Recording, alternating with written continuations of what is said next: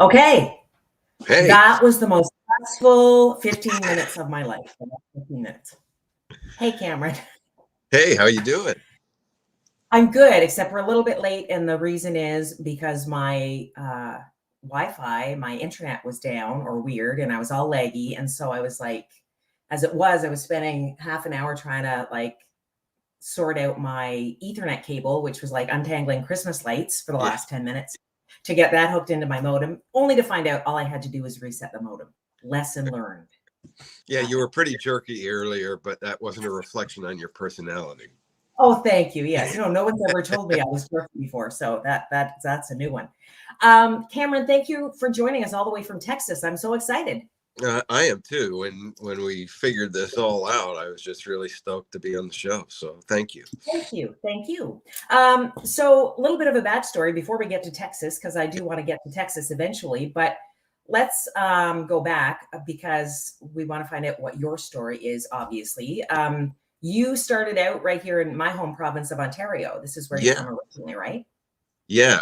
I'm originally from Ancaster, which is now Hamilton, and got my start in radio. I went to Mohawk College and got my start in radio at 820 Cham, although it was 1280 Cham at the time, and we flipped to 820 50,000 watts, and that's where I got my first radio gig.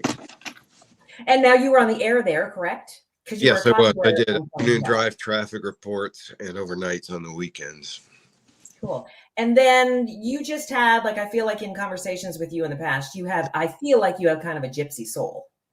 Uh, Uh, yeah, quite surprisingly, I never, I always thought I'd, stay in Ontario and, be happy doing what I was doing there.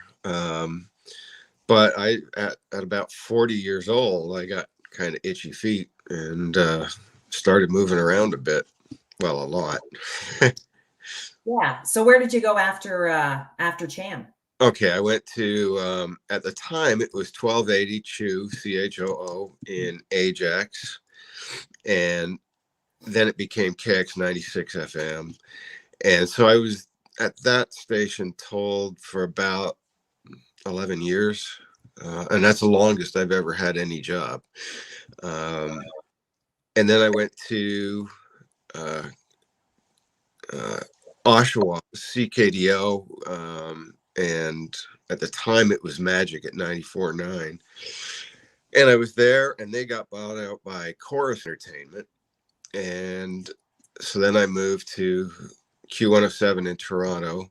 Now, at this time at Chew, I had been on air, but then by the time I got to be about 30, I was married, and when you're on air, you have to work stupid hours, week holidays and all that kind of stuff. So I thought, well, I'm going to give a shot at writing.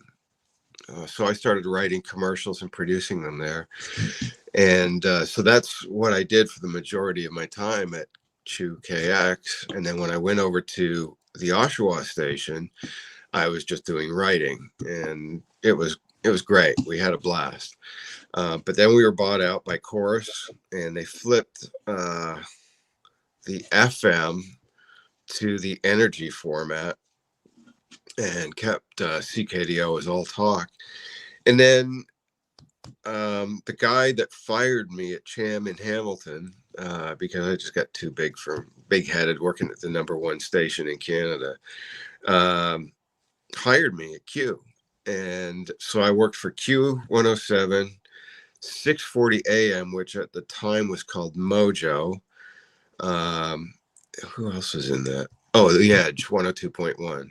So that was cool. I was writing station promos and commercials, and I had a blast there. And then I moved to England. I was 40 years old and just had to move. That's a big jump. It was, and I had become frustrated in Canada because I had been for a long time, in addition to writing radio commercials, I had been freelancing, doing TV, writing TV commercials, simple storyboards, writing the scripts, doing copy for outdoor ads and all kinds of stuff. And I thought I wanted to make the jump to working at the ad agency level. And I became really frustrated because the response I kept getting from all the ad agencies in Toronto is, you radio guys are really great at writing radio copy, but you can't do anything else. And I said, well, here's my portfolio. I've been doing other stuff. They said, still, you're a radio writer. So, all right, fine. I had found out that, I knew my grandfather was from England, but I had found out that I could get an ancestral visa to go over to England and stay there and work and live and do whatever I wanted there. So I got that and immediately moved over to, I was living in Sittingbourne in Kent, which is south of London. And I got a job working at an all radio ad agency in Maidstone, still south of London. And then they made me creative director. So I had a team of 3 writers, and we were writing and producing radio commercials for all over the UK. And it was great. I even used David Kay as voice, and people would have heard his voice on a ton of stuff. He's from Vancouver, but he now I went to school with David Kay. Oh, did you? Really? Yeah, we were to Loyalists together. Wow. And he's now living in LA and doing a lot of voice work there. So he was like the Transformers cartoon. He was the Optimus Prime or something voice. He's done really well. He's got a great voice. So I made use of it while I was in England. I cast him in a bunch of different commercials, and one of the best ones was the stuff we did for Harley Davidson. So he had just a great voice for that. Yeah, no, he does have a good voice. So then England, you were there for how long? Well, I was there initially for 3 months because I didn't know anybody other than the people I worked with. I didn't have a car. I just, for some reason, just thought, well, I have to go back because I don't know anybody here. So I went back and got hired by the Rogers Toronto group. So it was The Fan, 680 News, CHFI, and at the time it was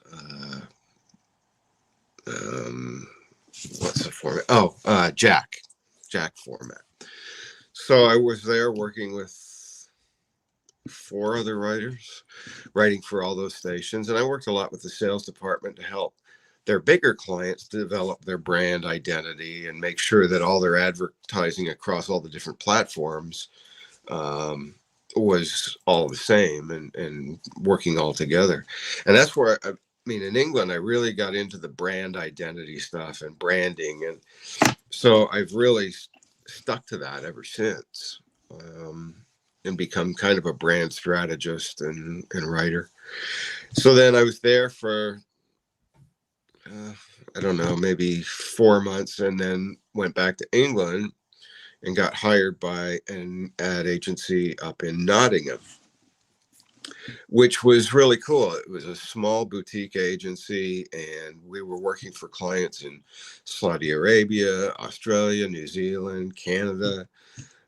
It was just a blast working there, but I was only on contract. So I was there for 3 months and then moved down to Mildenhall in Suffolk. And there's a big US Air Force base there.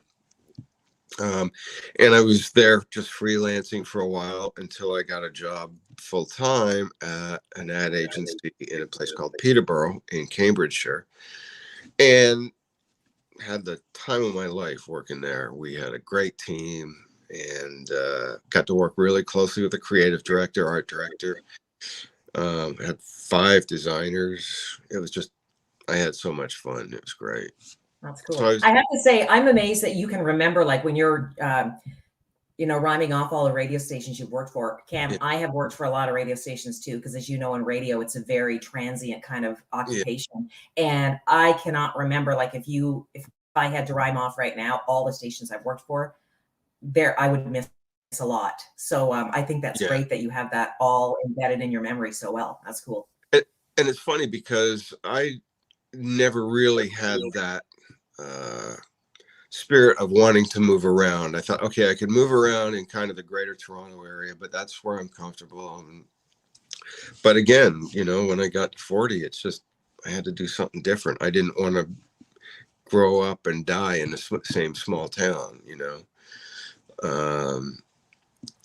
And people I knew that I had gone to school with did do that. You know, they grew up there, they stay there, raise their family there, and that's cool for them. You know, they're very happy and everything. But I couldn't do that. So I had been married for the first time in when I was working in Ajax, and so after my divorce there, it really kind of threw me off the rails, and I guess that was what gave me the first impetus to really start moving around. So yeah, I loved working at T2 in Peterborough. One of the very first gig that they had me do was their own company website. And so I sat down with the directors and I said, you know, what visually do you like to do? And they said, well, we really like how Sky TV, which was a Sky News, was a 24-hour news channel, and they did all their news standing up, and all the stuff that was on screen was on a big green screen in the background. So the images were big compared to the presenter, and it was just a cool look. So I said, why don't we do that for the website? And I have never had, at that point, never designed a website, had no clue, but I knew video, I knew filming, and I knew how to script and make it happen. So I said, well, let's do that. And so we did. And they let me project manage the whole thing. I wrote it, wrote the storyboards, or did all the storyboards, cast it. And then the one thing I had forgotten was getting a director for it. Because it was the first time I was doing it. So they said, well, who are you going to have as director? I said, well, I am. I've done it before. I hadn't, but I've done it before and it'll be great. So I directed it and it was all shot on green screen and it was excellent. So we went back to the agency with all the video we'd shot. Now, remember, this is going to be like 2005, in around there. So the computer speeds weren't what they are now. And everything that was going to be in the background was going to be line drawn animation. So in effect, this woman that was presenting it would be walking you through all the different pages and all that kind of stuff. And if you didn't click fast enough, she would tap her toes and say, come on, let's do this. So it was all line drawn animation. And then so that had to be integrated with the video that we shot. It took 5 computers a week to render all of the images together. And so it was a really big job and kind of screwed anything else that we were doing for a week because it took so much computer power. But it came out and it was great. And first time directing, casting, all that kind of stuff. And I That's cool. And you just jumped in and said, I can do it. Yeah. Wow. And I'd done that earlier at Mohawk College too. I had never processed film before. And they said, when they hired me for the newspaper, can you process film? I said, yeah, of course I can. Because I come from that kind of mentality of, if you can't do it, say you can, and then figure out how to do it. So that's what I do a lot. That's cool. Very adaptable. We have a comment from Lorraine when we were talking about your memory, Cameron, and I said, I'm amazed that you can remember all of those stations. And she said she was thinking the same thing. What a great memory. So thanks, Lorraine, for that comment. People can comment, by the way. Anybody who's watching, if you have a question or a comment, feel free to let us know. Cool. Yeah, it's funny. The memory, I can remember all sorts of trivia, who wrote songs, where songs were produced, who played on the cuts, but I can't remember what socks I had on yesterday. You know, it's There's short term. probably a name for that too. That's probably, yeah, a thing Yeah, middle that I'm age. sure. So So my then after that, you're still in England at this yeah, point, doing all that cool creative stuff. yeah, and kind of the goal in the back of my head was to become a creative director at an agency in London. Um, that was what I was really chasing. After I got there and got working and got used to everybody and the way of life and the language, because even though I grew up a lot with my grandfather, who was from Portsmouth on the south coast of England, um, so I knew a lot of different English expressions and everything. But when you get there, they say North American English and England English. It's two continents separated by a common language. And it's true. You have to almost learn a whole different language. And things are so regional, like things that they say south of England, south of London, are much different than the things they say in the north of England. And they have different expressions for the same thing. So, you get used to that and incorporating that into your writing. Um, so yeah, it was a challenge. But after I'd been at T2 for about 4 years, I got itchy again, and I got hired by an in-house ad agency for Betfair, which the easiest way to describe it is it's a bookie. But at the time it wasn't. They've now incorporated that into what they do. But at the time it was more of a holding company. So to boil that down to the simplest thing, if somebody was going to bet for the Toronto Maple Leafs and somebody was betting the same amount of money against the Toronto Maple Leafs, the company acted like the middleman. So both people would give the third party the money to hold, and then the third party would pass that on to whoever won it. And that's basically it. And all their money was made on service charges. So it fell into two categories. It was gambling and gaming for the licenses, but you also had, because it was considered also a financial institution because of the way the transactions work, you had to abide by banking laws as well. So having to learn all that kind of stuff was a pretty steep learning curve. But we were writing ads for all of the Betfair properties in the UK, Ireland, and all around the world. We were everywhere that gambling online was legal. So like the Nordic states, like Norway and Sweden and all those places, as well as Pakistan and India and Australia, New Zealand, just all around the world. So that was really neat, because I'd work with translators to have my work translated into all these different languages. And sometimes it meant rewriting to be based on different colloquialisms and things like that. So, Right. Yeah. um, And so how do you make the jump from all of that and where you were in England to back to the state, like to the States? You went to yeah, Nashville after that camp? yeah, Is I that moved to Nashville. I was in Nashville. Well, after T2, I had quit because I was there for 2 years. But the commute for me was just brutal. It's really expensive to live in London. So I stayed living in Peterborough. So I had 90 minutes on the train from Peterborough into central London, half an hour on the tube out to West London, and then a 15-minute walk to work. So basically I'd leave at 6:30 in the morning and wouldn't get home till 8:39 at night if oh, everything was running on time. yeah.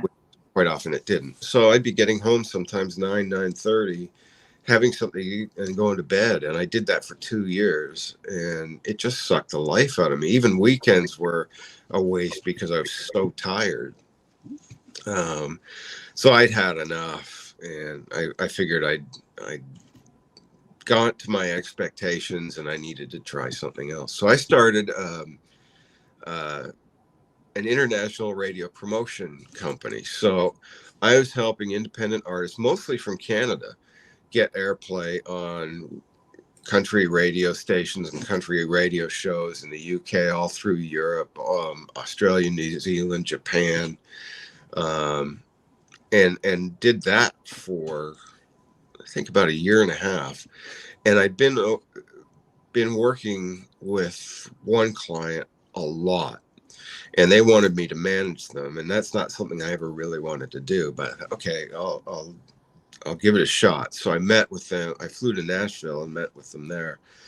And it sounds, when I talk about it, it sounds like I'm this jet setter, but I'm not. So I flew to Nashville and met with the guys, decided to pass on managing, but I met up with a mutual friend. One of the artists in Canada that I'd been promoting a lot was Jessica Ridley. And so her manager and I became friends, and we kind of thought about going into business together in Nashville. So we met up and did a lot of talking, and then I moved to Nashville and ended up getting married there. I have an ex-wife in each country I've lived in. Not many people could probably say that. Yeah, I don't know if that's a good thing or a bad thing, but well, you're on good terms with everybody, right? I think you told me, yeah. So it's all it's all cool. So I was in Nashville for 10 years, and as soon as I got to the United States, I realized that age discrimination was really in play, because at the time I was 50. And ad agencies saw me as over the hill.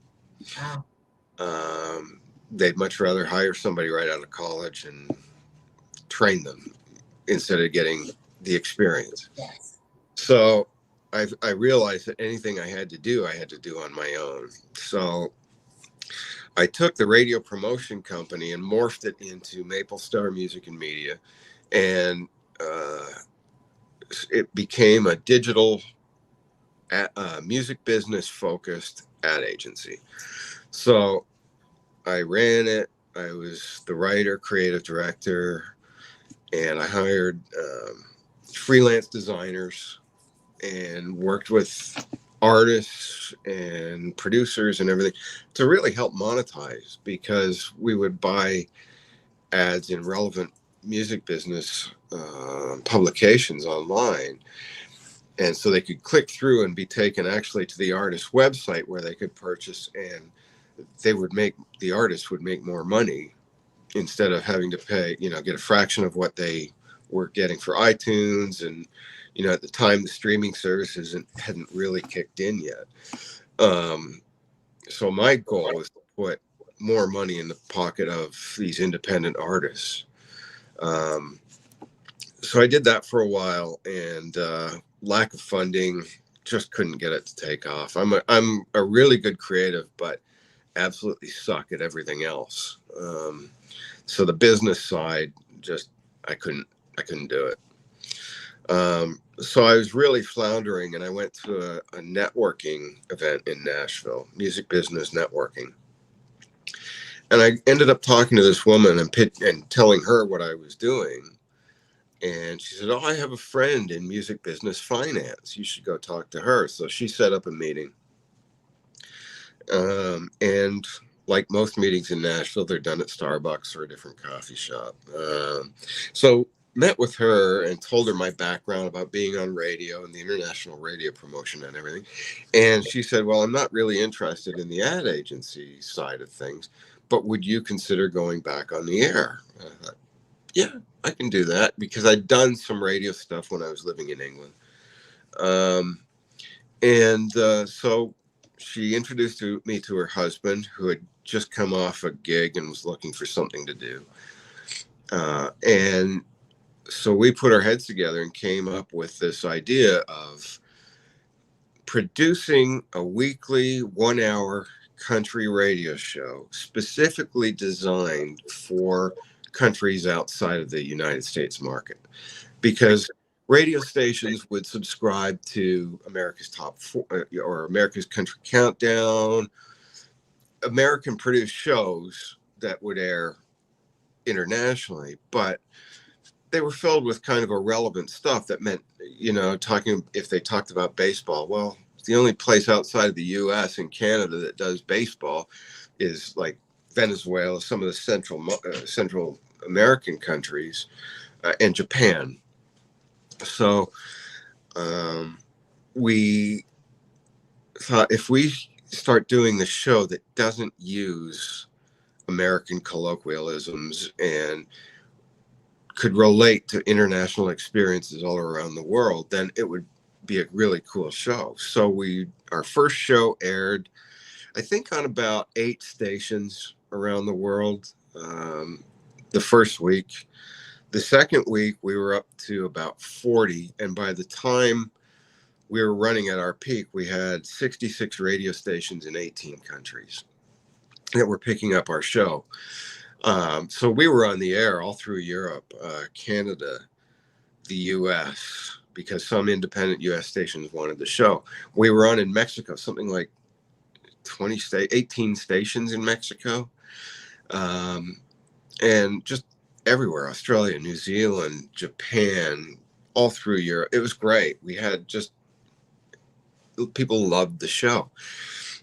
And about this time when we were starting, it wasn't Facebook Live. I forget what the other thing was. It was really the first, and it was a Twitter property, live video streaming. So, and then Facebook Live kicked off. So I thought, let's do an interview show on Facebook Live. So I went to a restaurant in Nashville right on Music Row and said, hey, can we come here a couple times a week and do Facebook Live shows? Promotes your business. People come down and watch, the show. And it was all shot on iPhone, everything. Wow. And it was great. We got so many artists. I had artists from Texas that were reaching out to me to be on the video show. But then we found that going live really depended, like we had earlier, video. It gets, if you don't have a good connection, it's awful. So we ran into a lot of that, and it was shaky because we were holding the camera in our hands, and so a half hour of doing that, your hand get a little shaky. So we started doing them, recording them, and it was getting really popular, and we also started a podcast. This was all called Nashville Access. So we had the Nashville Access radio show, Nashville Access podcast, which are still up on iTunes in different places. And then we had the Nashville Access video show. And again, I always come down on the side of the independent artists that need help, need the publicity, need the exposure. So I would get them to come on the show. And in my interview style, much like yours, is just talking to them. I deliberately didn't do any show prep for these things because I wanted to find out things just at the same time my audience was finding out about. All the stuff that comes through on one sheets from PR people and management. So the artist would go on different interviews and be answering the same questions over and over and over again. Yeah. So I didn't want to do that. I wanted to talk more about them and how they got to where they were and why they keep doing what they're doing when you don't make a lot of money doing it. And it got so popular. And then the radio show folded because I think we did that for 4 years and couldn't make any money at that either because syndication people wanted to see numbers, and a lot of the stations we were on weren't rated, or for example, in Mexico, we could get our numbers, but we'd have to pay bribes to get them. Wow. So we just couldn't get any investors in it or any advertisers. So we pulled the plug on that and the podcast. So essentially the Nashville Access brand folded, and I changed it over to Nashville Meets World because I wanted to keep that international thing. And there's so many international artists that come to Nashville to record, and a lot of American artists that go internationally. So it was all about that two-way exposure. And I had a correspondent in Glasgow. So she was a singer-songwriter as well. So when she was on tour, she would cover the festivals and everything she was playing at. And it was great. And then that brings us to probably about 2019. And I was itchy to get back into advertising. And again, in Nashville, there are only a few ad agencies. My age was a problem, but I knew it wasn't back in England. So because I had permanent resident status, I moved over there again in 2020. I left Nashville on March 16th and got to England on the 17th. And 4 days later, the country went into lockdown because of coronavirus. So I was stuck. I couldn't get work because I needed to get my UK driving license, which I turned in my old one because it was expired. So I just had to renew it. But because of lockdown, the place that does it, they were on minimal staff. So it was taking forever. So I couldn't get work as a driver, couldn't get work in advertising, couldn't do anything. So I thought, well, what I'm going to have to do with the show is let artists take over and do Facebook Live takeovers, and they could just sing and play. So it was great. I keep saying it was great. It was. I've had a really great career.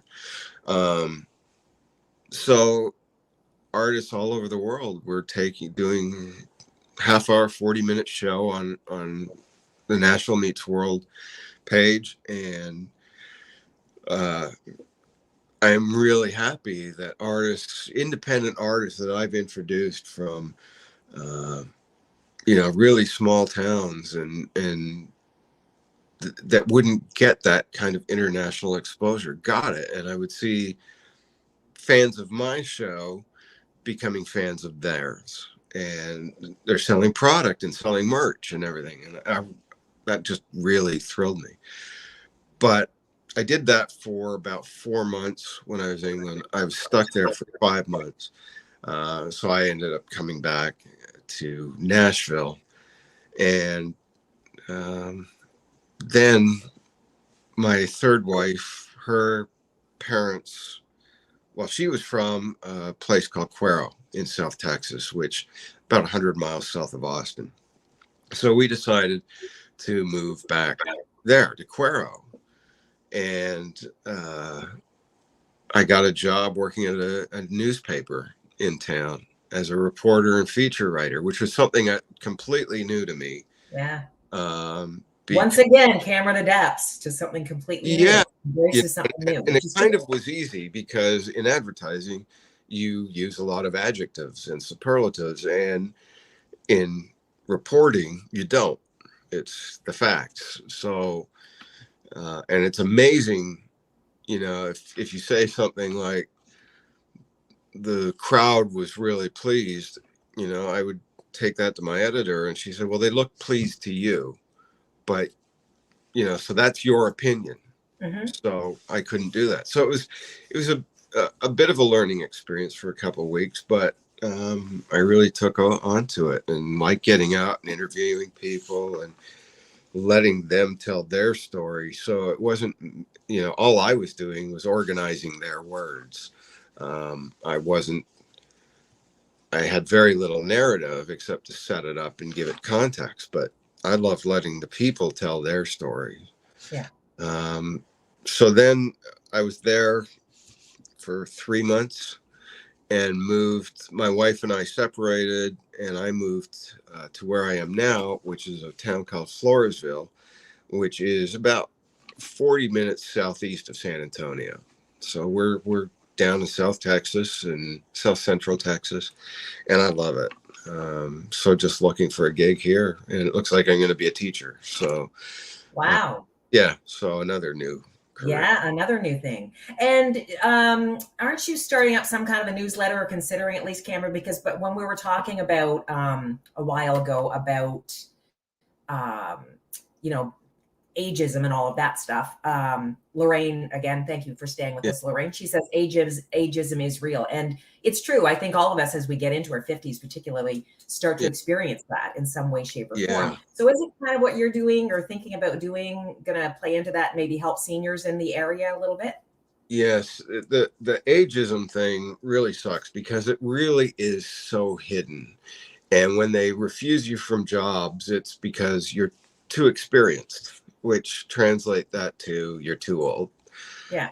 And I tightened up my resume to shorten it a little bit. But then when they asking questions when you're applying for jobs, they want to know what demographic you fall into, and it's really discouraging, and especially now when you have all sorts of companies that are struggling for employees, and you apply for a job and you think, man, I got this is an easy gig, there's no, I fit everything for this, and then you get the refusal letter, and it's like, I'm experienced, and I adapt very quickly, Yes, you do for sure. but they still won't hire. Yeah. So And we have, if I can interject, we have sure, so much energy. I mean, I personally, at this point in my life, my kids are now grown and doing their own thing. I now have the energy and the time to commit myself completely to new things and embrace new things. That's another point, right? yeah. And I've But never had kids, so I think that's allowed me to get the experiences I have. I've been able yeah, to move around, uh, and it's something I don't regret. And it's just going back, like people look at all the things I've done and say, oh, that's amazing. It's been such an exciting life for you. And it's like, well, it's not over yet.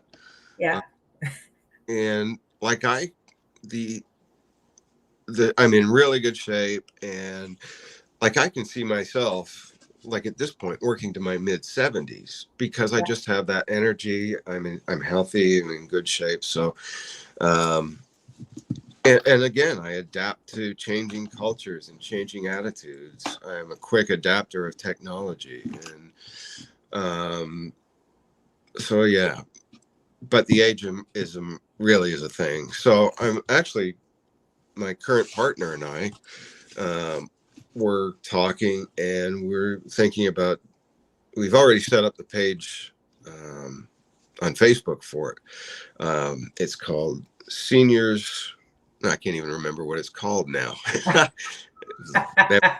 uh, anyway, what uh, color are your socks, Cam? yeah, Seniors Starting Over, I think that's what it's called. Yeah, And so it's going to be addressing all sorts of things about being over 50.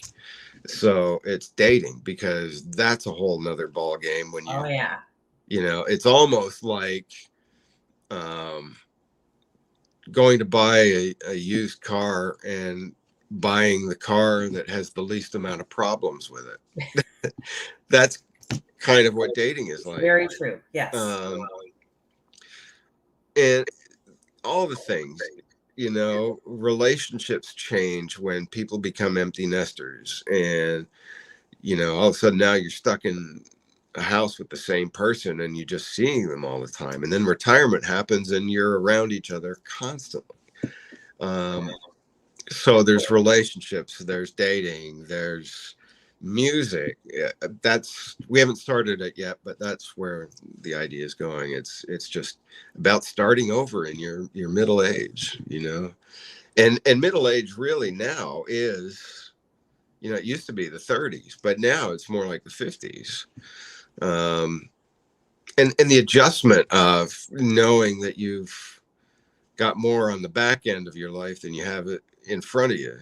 That's Yeah. a scary proposition, especially when you're very young feeling and have lots of energy. And it's like, yeah, okay, I've done this much, and now I've only got this much time left. Yeah. So Yeah. that's a scary, daunting thing. So we're hoping to get, psychologists and people on to be able to talk about that kind of stuff and how to help people kind of cope with it. So, well, that's exciting. I'm yeah. glad like you still have so much ahead. As you said, Cam, you've done so much, but there's still so much in front of you. And I'm excited for you. And Texas just sounds cool. What's the weather like there today? It's going up to, it was chilly overnight, but it's going up to 53 today, and then we'll be up into the 70s midweek. So Nice. Nice. I love it. Well, But enjoy. We're still shoveling out here and we still got freezing cold weather. And of course, Canada. yeah, One of the reasons we're not here don't, anymore. I don't miss the weather. Yeah. Because I hate cold weather and I hate Yeah. snow.